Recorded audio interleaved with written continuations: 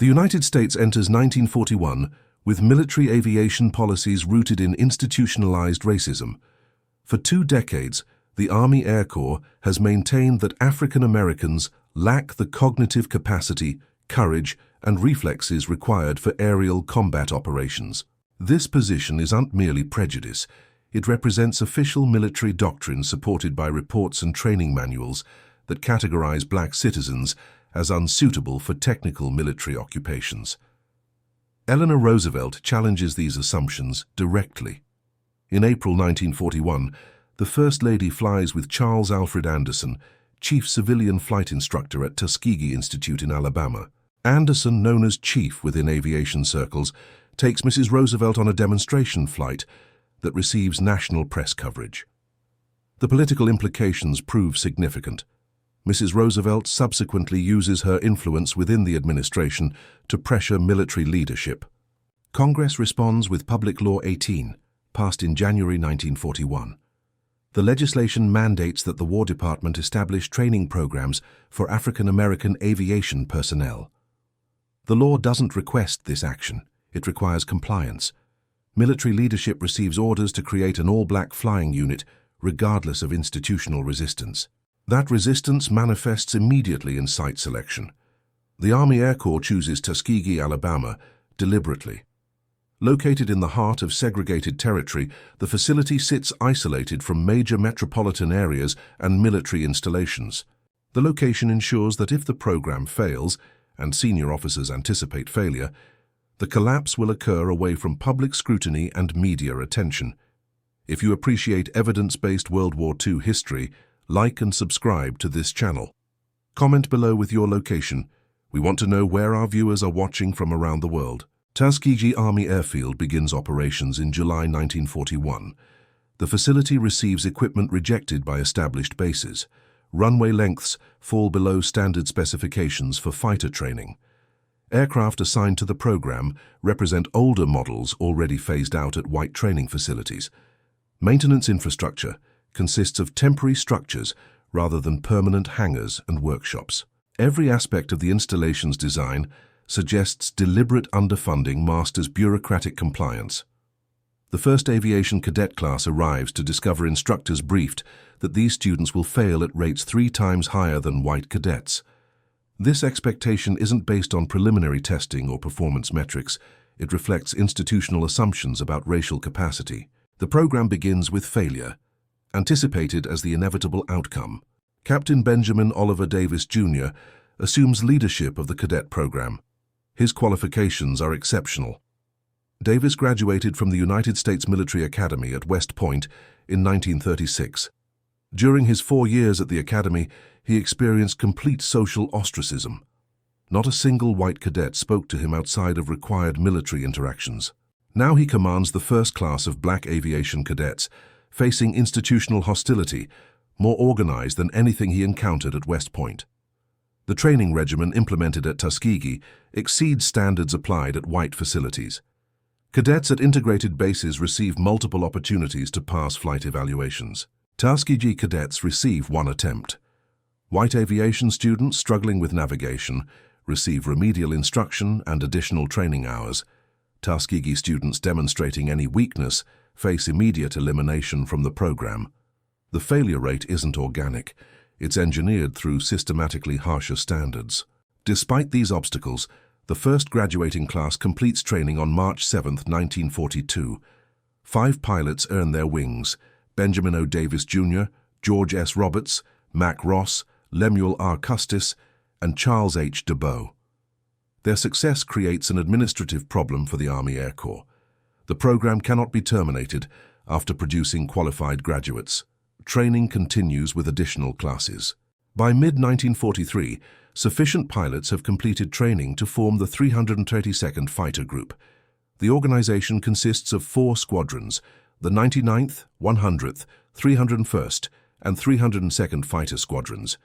Each squadron follows standard Army Air Forces structure: 16 aircraft, 25 pilots, and approximately 200 ground personnel, including mechanics, armorers, and support staff. The 332nd Fighter Group represents complete segregation within the military structure. Every position, from pilots to mechanics to administrative personnel, is filled by African Americans. The Army has created an isolated unit, anticipating that it will demonstrate organizational failure once deployed to combat operations. Equipment assignments reveal institutional expectations. While white fighter groups receive the latest aircraft, P-47 Thunderbolts and P-38 Lightnings, the 302nd Fighter Group receives P-40 Warhawks. These aircraft are being phased out of frontline service by 1943. The P-40 represents 1941 technology, confronting 1943 German fighters. The aircraft is slower, less maneuverable, and mechanically worn from previous service. The message embedded in this equipment allocation is explicit: perform token missions, validate critics' predictions, and disappear into history as documentation of program failure. Colonel Benjamin O. Davis, Jr. assumes command of the 302nd Fighter Group, understanding the scrutiny his unit will face. When white pilots lose bombers during escort missions, military leadership attributes losses to combat conditions. When his pilots lose bombers, leadership will cite it as evidence of racial unsuitability for combat operations. The pressure is systemic and suffocating. These fighter pilots carry expectations beyond military duty. They represent 13 million African Americans, confronting claims of inherent inferiority. Every mission becomes a political statement. Every successful landing refutes scientific racism. The stakes transcend individual survival. They encompass validation or condemnation of an entire demographic. In June 1943, the 332nd Fighter Group deploys to North Africa. Combat operations begin immediately, and romantic notions about aerial warfare evaporate upon contact with reality. The 99th Fighter Squadron enters Sicilian airspace on June 2, 1943. Their initial mission involves escorting medium bombers to Pantelleria. The mission proceeds without enemy contact. Pilots experience their first exposure to anti-aircraft fire, flak bursts that represent actual lethal threat rather than training exercise simulation. Enemy contact arrives quickly. On June 9th, the squadron encounters German Focke-Wulf FW-190 fighters over the Mediterranean Sea.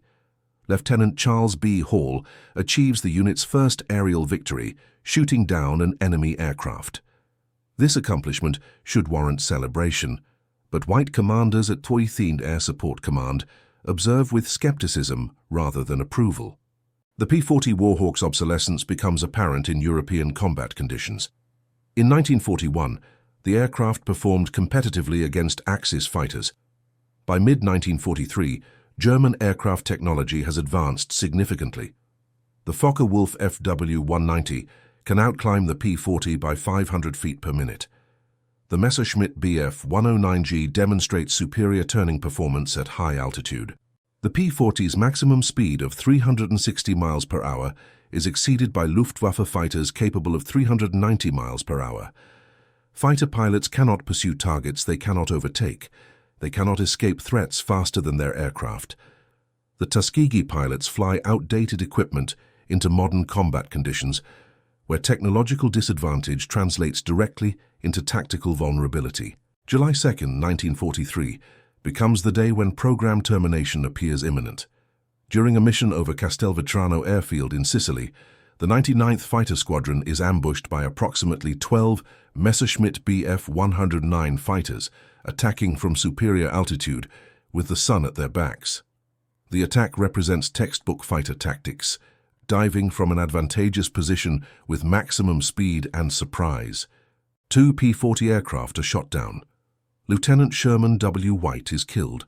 Lieutenant James L. McCullin successfully bails out over enemy-controlled territory and becomes a prisoner of war. The remaining pilots scatter, and the mission deteriorates into individual survival engagements rather than coordinated squadron combat.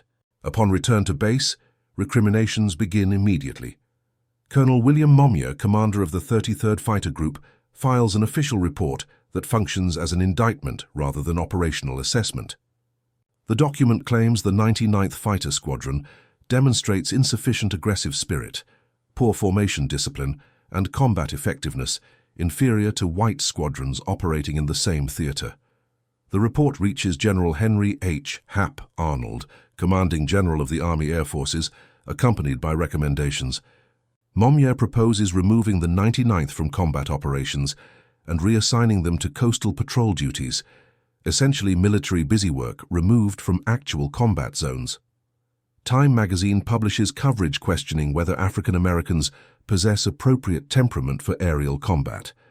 Black newspapers respond with editorial defenses, but institutional damage occurs rapidly. The experimental program faces characterization as a failure based on a single disastrous mission. Mommier's report omits critical context. White squadrons flying P-40 aircraft experience identical casualty rates. The 57th Fighter Group loses 8 aircraft during July 1943. The 79th Fighter Group loses 6 aircraft in the same period. The P-40 represents obsolete technology, regardless of pilot demographics. Aircraft obsolescence creates vulnerability that affects all units equally. However, casualty interpretation differs based on race. When white pilots die in outdated aircraft, leadership attributes losses to equipment limitations and combat conditions. When black pilots die in identical circumstances, leadership cites losses as evidence of genetic inadequacy and racial unsuitability. Statistics are weaponized to support predetermined conclusions. The 392nd Fighter Group recognizes they are one additional unsuccessful mission away from program termination and permanent segregation in non-combat roles. Colonel Benjamin O. Davis, Jr. requests a meeting with General Ira C. Eaker, commander of Mediterranean Allied Air Forces. In September 1943, Davis enters that conference understanding he isn't defending a single squadron. He's defending the concept of integrated combat forces throughout the entire military structure. Davis brings comprehensive documentation, mission reports, casualty comparisons, and aircraft performance data. The 99th Fighter Squadron has flown 500 sorties with a loss rate of 3.8%. White squadrons operating P-40 aircraft demonstrate loss rates between 3.5 and 4.2%. Statistical analysis reveals identical performance across all units cursed with obsolete equipment. General Eaker doesn't promote Davis immediately or issue public endorsements. However, he doesn't ground the 99th Fighter Squadron. Instead, Eaker initiates administrative processes to deploy the entire 332nd Fighter Group to Italy and equip them with modern aircraft. This decision isn't charitable, it's pragmatic. By late 1943, the strategic bombing campaign over Germany hemorrhages crews at unsustainable rates. Boeing B-17 Flying Fortress and consolidated B-24 Liberator bombers face catastrophic losses. The Army Air Forces needs every available fighter group capable of bomber escort duties. The Tuskegee Airmen have demonstrated survival capability under adverse conditions. Now they receive opportunity to demonstrate combat effectiveness with appropriate equipment. The 332nd Fighter Group arrives at Ramitelli Airfield in January 1944. Located on Italy's Adriatic coast, the base consists of pierced steel planking runways and canvas tent facilities. The installation lacks permanent infrastructure, but provides operational airfield capacity. Waiting on the flight line are rows of new Republic P-47 Thunderbolt fighters. The aircraft represents significant capability improvement over the P-40. The P-47 is a 7-ton fighter equipped with 8 50 caliber machine guns and armor protection sufficient to sustain significant battle damage. Pilots embrace the new equipment. However, the P-47 assignment proves temporary. By late May 1944, the group transitions to North American P-51 Mustang fighters. This represents the cutting edge of American fighter technology. Equipped with a Packard-built Rolls-Royce Merlin engine, the P-51B and P-51C models cruise at 360 miles per hour and achieve maximum speeds of 440 miles per hour. With external fuel tanks, operational range extends to 900 miles. Berlin becomes accessible from Italian bases. The 15th Air Force requires every available long-range escort fighter for strategic bombing operations. The bombing campaign is consuming crews at rates exceeding replacement capacity. Military leadership recognizes a pragmatic reality. Dead bomber crews don't discriminate based on escort pilot race. The 332nd Fighter Group receives new aircraft and a new mission. Fighter sweeps and ground attack operations are discontinued. Bomber escort becomes primary operational focus. This represents the most politically sensitive assignment in the entire air war. Black pilots assume direct responsibility for white lives. If bombers are lost while the 322nd provides escort, every opponent of integration will possess ammunition for institutional arguments lasting decades. The political stakes exceed the military stakes. Colonel Davis assembles his squadron commanders and articulates operational parameters in explicit terms. Fighters will remain with bomber formations. Pilots will not pursue individual aerial victories. Fighters will escort bombers to targets and return them to base. The mission isn't accumulating personal kill counts. The mission is bomber crew survival. For fighter pilots trained in aggressive tactics emphasizing individual combat, these orders contradict all institutional training. Davis isn't innovating. He's responding to necessity based on operational observation. Davis studies after-action reports from the March 24, 1944 Berlin mission. He reads bomber crew accounts describing escorts disappearing at critical moments. He conducts informal conversations with B-17 and B-24 pilots, not formal debriefings, but actual discussions where bomber crews explain operational needs.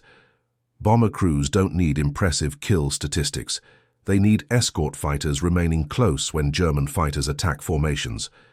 This fundamental requirement conflicts with standard fighter doctrine, emphasizing aggressive engagement and individual air superiority operations. Standard escort doctrine positions fighters in screening patterns, wide formations at various altitudes covering general areas around bomber formations. The 322nd implements what Davis terms close-escort. His fighters fly within 50 yards of bomber formations, close enough that bomber crews can observe pilot faces through cockpit canopies. When bombers maneuver, escorts maintain position as if mechanically attached to formations. When German fighters approach, escorts intercept without abandoning assigned sectors. This requires flight discipline that most fighter groups consider excessive and unnecessary. Maintaining 50-yard proximity to aircraft with 300-foot wingspans, flying in tight formation, demands constant attention. Pilots cannot become distracted. One moment of inattention risks collision with bombers or position drift. Physical demands are exhausting. Missions extend 6 to 8 hours. P-51 fighters lack autopilot systems. Pilots maintain constant control inputs, right hand on control stick making continuous corrections, left hand managing throttle and mixture settings, feet operating rudder pedals, head rotating to scan for threats. Sustaining this at 25,000 feet altitude in sub-zero temperatures while breathing through oxygen masks explains why most fighter pilots prefer independent sweep operations. The P-51 Mustangs arrive in standard olive drab and gray camouflage patterns. Colonel Davis orders distinctive modification. The entire tail assembly receives bright red paint. The 99th Fighter Squadron had used red trim on P-40 aircraft in North Africa, but this application is different. These tail assemblies are fire engine red, visible from miles away, impossible to mistake for any other unit. The official justification is identification. Bomber crews need to recognize escorts immediately. The unstated purpose is branding. If the 332nd succeeds or fails, everyone will know exactly which unit provided escort. Red tails become operational on June 7, 1944, during a mission to Munich. 68 P-51 fighters from the 392nd join B-17 formations from the 5th Bombardment Wing. Bomber crews observe their new escorts for the first time. Reactions vary. Some pilots are professionals unconcerned with race if fighters perform assigned duties. Others are Southerners who have never received orders from black commanders and certainly didn't anticipate trusting their survival to black pilots. The 322nd flies tight formations around bombers, closer than P-47 groups typically position themselves. The mission proceeds without incident. No bombers are lost, no combat occurs. The flight represents routine escort duty, proving nothing except that red-tail Mustangs can execute basic mission parameters. However, rumors begin circulating among bomber crews.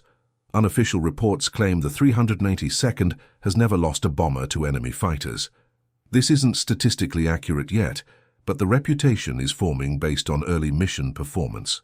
Timing contributes to this developing reputation. The Luftwaffe is experiencing catastrophic attrition over Germany by summer 1944. Fuel shortages, pilot casualties, and dispersed manufacturing capacity mean German forces cannot deploy the 300 fighter formations fielded during 1943. The Red Tails enter bomber escort operations during a period when interception rates decline across all Allied units. Skeptics in command await the 322nd's inevitable failure. They monitor loss reports, count bombers, and expect statistical anomalies to correct themselves through normal combat attrition. The doctrine destroying American bomber crews in 1944 originates from senior leadership and reflects fighter pilot culture more than tactical reality. The Army Air Forces trains fighter pilots that their primary mission is air superiority, shooting down enemy aircraft to establish control of airspace. Bomber escort represents secondary duty, almost an afterthought in training curricula. Official manuals explicitly encourage fighters to break formation and pursue enemy aircraft when opportunities arise. Aerial victories translate to promotions, medals, and public recognition. Remaining with bombers equals boring patrols that generate no individual glory. By March 1944, casualty statistics reveal brutal reality. 8th Air Force bombers operating from England lose an average of 46 heavy bombers per 1,000 sorties, a 4.6% loss rate. Crews must complete 25 missions to finish combat tours. Statistical probability of surviving a complete tour approximates 1 in 3. The mathematics are savage. The 15th Air Force in Italy demonstrates similar casualty rates hovering around 3.8%. Entire squadrons require replacement every few months based on attrition rates. The Luftwaffe has identified weaknesses in American fighter tactics. German fighter commanders recognize that P-47 and P-51 escorts will pursue tempting targets. German tactics employ small decoy formations, 4 or 5 Bf-109 fighters flying provocatively near bomber streams, waiting for American escorts to engage. The moment escorts break formation pursuing decoys, larger German formations attack vulnerable bombers from different vectors. The tactic succeeds horrifyingly well. On March 6, 1944, bombers attacking Berlin lose 69 heavy bombers in a single day. On March 8th, another 37 bombers are destroyed. Escorts accumulate impressive individual kill counts, while bombers they're assigned to protect experience catastrophic losses. The incentive structure is fundamentally flawed. Individual fighter pilots benefit from the current system even as it fails strategically. Pilots who remain with bombers receive no recognition. Pilots who pursue individual kills become celebrities regardless of bomber casualties occurring during their absence. Colonel Davis reads these reports at Ramitelli and recognizes an opportunity. His group operates under intense scrutiny. Every mission is analyzed. Every mistake is magnified. However, that oversight also means he cannot employ the standard excuses white fighter groups use when bombers are lost. If the 332nd loses bombers while pursuing glory kills, the program terminates. But if his pilots protect bombers more effectively than white groups by simply maintaining assigned positions, that becomes undeniable proof of competence. The orders Colonel Davis issues in late March 1944 appear simple, but require pilots to ignore every instinct their training has developed. Remain with bombers. No exceptions. If a German fighter passes through the formation, pilots let it go unless it directly threatens bombers. The mission isn't personal score accumulation. The mission is returning every heavy bomber to base alive. Tactical implementation is specific and measurable. The 332nd employs what Davis calls close-escort positioning. Fighters fly within 50 yards of bomber formations, close enough for bomber crews to see pilot faces clearly. When bombers turn, escorts turn, maintaining position as if welded to formations. When German fighters approach, Red Tails maneuver to intercept without leaving assigned sectors. Formation geometry proves critical. While other fighter groups fly loose formations permitting individual maneuvering, the 332nd implements a moving perimeter defense. 4 squadrons rotate positions throughout missions: high cover, low cover, and 2 flank positions. The high squadron flies 2,000 feet above bombers, scanning for diving attacks. The low squadron positions 1,000 feet below, monitoring for the Luftwaffe's preferred tactic, attacking from underneath where bombers possess weakest defensive firepower. Side squadrons bracket formations close enough to intercept fighters attempting beam attacks through bomber streams. Every 15 minutes, squadrons rotate positions. High cover drops to low cover. Low cover rotates to right flank moves to left flank climbs to high cover. Rotation serves two purposes: preventing fatigue from sustained vulnerable positioning and making defensive arrangements unpredictable. German fighter controllers tracking these formations attempt to identify weak points. Constant rotation eliminates sustained vulnerabilities to exploit. Target areas present maximum danger because bombers are most vulnerable during bomb runs. Lead bombardiers require stable platforms for 30 to 60 seconds, while Norden bomb sites calculate release points. Entire formations fly straight and level, unable to take evasive action. German fighters time attacks for these windows of maximum vulnerability. The 392nd positions 8 fighters directly alongside lead bombers during bomb runs, 4 on each side, close enough to physically block fighters attempting attack passes. This represents aerial bodyguard work, requiring pilots to fly formation on bombers, being hammered by anti-aircraft fire, unable to maneuver, completely focused on maintaining position rather than scanning for threats. Engagement rules Davis establishes are explicit. Pilots only pursue if they can maintain visual contact with bombers. German pilots quickly learn red tails won't chase, so they attempt different tactics. Bf 109 fighters make feint attacks, withdrawing before entering gun range, attempting to draw escorts from position. The tactic fails. FW 190 fighters try diving attacks from 30,000 feet, building speed to blow through escort screens. High cover intercepts them during descent. Bomber crews notice first, flying 15th missions over Austria, watching flak bursts approaching, waiting for Focke-Wulf fighters everyone knows are coming, and observing a red tail 60 feet off the wingtip. That pilot isn't scanning the horizon for targets.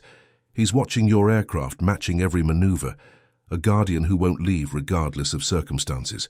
Landing back at Foggia or Amendola bases, crews mention red tails during debriefings. Squadron commanders relay information to group commanders. Word spreads through the 5th Bombardment Wing, then the 304th, then across the entire 15th Air Force. By summer 1944, bomber crews have a name for them: Red Tail Angels. The nickname isn't official military terminology, it's grassroots mythology spreading through bomber groups at crew level. B-17 pilots exchange stories in officers' clubs. Waist gunners talk in mess halls. Navigators compare notes during mission planning. The consistent theme is reliability. Other fighter groups might appear, might remain nearby, might be present when needed. The 332nd always appears, always stays, always returns crews home. This becomes the ultimate compliment from men, understandably skeptical of promises after watching escorts disappear mission after mission. By October 1944, something unprecedented occurs. Bomber crews request the 382nd by name. Mission planners for heavy bombardment groups specifically inquire whether red tails are available for escort on high-risk targets. This drives some white fighter group commanders to fury. Colonel Hubert Zemke of the 479th Fighter Group files complains that bomber crews show preference for Negro pilots, implying this reflects poorly on white fighter groups. The complaint receives no traction because 15th Air Force Command examines loss statistics and concludes that if bomber crews feel safer with the 332nd, perhaps other fighter groups should analyze why. The reputation creates a psychological weapon operating on multiple levels. German fighter pilots monitoring Allied radio frequencies hear bomber crews discussing red tails. Luftwaffe intelligence briefs its pilots that these are Negro pilots flying unusually tight formations who won't abandon bombers. Some German pilots don't believe black pilots exist, assuming it's Allied propaganda. Others learn through failed attack runs intercepted by Mustangs that won't leave stations. Between June 1944 and April 1945, the 302nd Fighter Group flies approximately 200 bomber escort missions, totaling 15,553 individual sorties. Sources vary regarding exact numbers of bombers escorted, but consensus estimates approximately 15,000 heavy bombers received protection. The number lost to enemy aircraft while under direct escort, 0. That statistical impossibility requires understanding how success was engineered through tactics most pilots would find restrictive and boring. Formation geometry was everything. Constant rotation of squadron positions, close escort positioning, strict engagement rules limiting pursuit. By early 1945, numbers become impossible to dismiss. The 332nd has flown 179 bomber escort missions without losing a bomber to enemy fighters. Compare this to other 15th Air Force fighter groups. The 31st Fighter Group averages 2.3 bombers lost per 100 escort missions. The 52nd Fighter Group averages 2.1 losses. The 325th Fighter Group averages 1.9 losses. These aren't incompetent units. They're experienced groups with excellent pilots flying identical P-51 aircraft as the 332nd. The difference is doctrine, and proof appears in loss reports that colonels read every morning. March 24, 1945, delivers the mission that cements the legend. The target is Daimler-Benz Tank Works in Berlin, over 600 miles from Ramitelli. Maximum range for P-51 fighters, defended by remaining Luftwaffe strength. The 332nd launches 59 fighters escorting B-17 formations from the 5th Bombardment Wing. Near the target, approximately 25 Messerschmitt Me-262 jet fighters attack the formation. The Me-262 flies 100 miles per hour faster than P-51 fighters, and conventional wisdom maintains piston-engine fighters cannot catch jets. The Red Tails don't chase them. They position between jets and bombers, forcing Me-262s to maneuver for attack positions. In the engagement, 3 jets are destroyed. Captain Roscoe C. Brown shoots down one.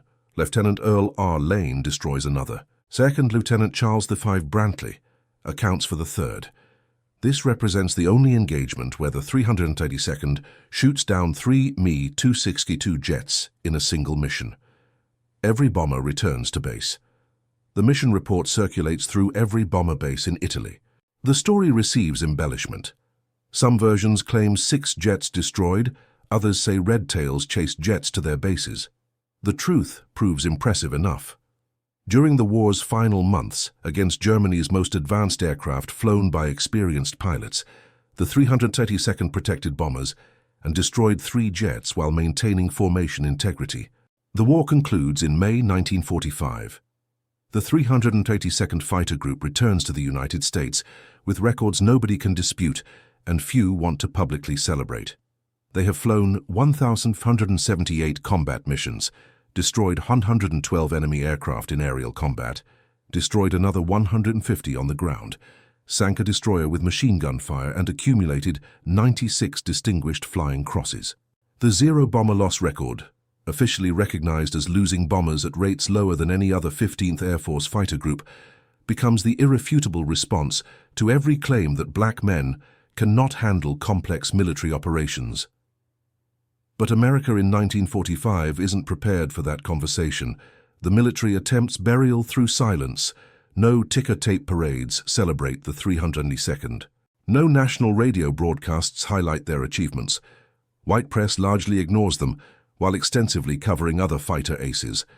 Colonel Davis receives the Silver Star, but doesn't achieve promotion to Brigadier General until 1954, 9 years after war's end. White officers with less distinguished records receive stars within months of returning home. The Tuskegee Airmen return to an America where they cannot eat in the same restaurants as bomber crews they protected, cannot drink from the same water fountains, cannot live in the same neighborhoods. However, the record itself becomes a weapon in civil rights advocacy because it's mathematically undeniable. When segregationists claim black soldiers performed poorly during World War II, civil rights advocates reference the 332nd. When military planners argue against integration, they must explain why the most effective bomber escort group was all black. President Harry S. Truman signs Executive Order 9981 in July 1948, mandating integration of armed forces. The Tuskegee Airmen's record forms part of the evidence stack, making segregation indefensible. You cannot claim racial inferiority when that race has demonstrated superior performance under the most objective measurements possible: combat effectiveness and mission success rates.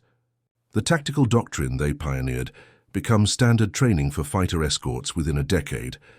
The stay with the bombers principle that Colonel Davis fought to implement becomes official Air Force policy during the Korean War. Modern fighter doctrine for escort missions emphasizes maintaining position with protected assets rather than pursuing individual kills, exactly what the 332nd practiced in 1944. The F-15 Eagle's development in the 1970s includes specific design requirements for long-range escort capability, directly influenced by lessons learned from World War II bomber protection operations. The Tuskegee Airmen's tactics outlived the prejudices that attempted to prevent them from flying. Hollywood versions take decades to arrive. The 1995 HBO film, The Tuskegee Airmen, introduces millions of Americans to the story. The 2012 theatrical release, Red Tails, brings it to wider audiences, though with significant historical simplifications. These portrayals contain flaws: compressed timelines, composite characters, exaggerated combat sequences, but they accomplish something vital. They force the American narrative about World War II to include men deliberately excluded for 50 years. Schools that never mentioned black pilots suddenly develop lesson plans about the Tuskegee Airmen. Veterans groups that ignored them for decades invite them to speak. Survivors become living connections to history the nation attempted to forget. The final vindication arrives in 2007 when President George W. Bush awards the Congressional Gold Medal collectively to the Tuskegee Airmen. Approximately 300 survivors attend the ceremony. Elderly men in their 80s and 90s, many in wheelchairs, some requiring oxygen, all wearing distinctive red blazers. Bush's remarks acknowledge what the government denied for 60 years. These men were subjected to double standards, performed beyond those standards, and changed the military forever. The medal doesn't erase discrimination they faced. It doesn't compensate for decades of denial. But it represents official recognition that their service mattered and their record stands. Today's Air Force trains every pilot using case studies that include the 382nd Fighter Group's escort doctrine. The precision, discipline, and mission focus they demonstrated become teaching examples at squadron officer schools and fighter weapons schools. When modern fighter pilots discuss close air support or protected asset escort, they implement tactical principles refined under fire by men who weren't supposed to be capable of flying at all. The Tuskegee Airmen didn't just prove they could fly, they proved they could innovate, adapt doctrine, and execute with discipline levels that established new standards. They began by escorting closer than regulations required and concluded by changing what excellence looked like for everyone who followed.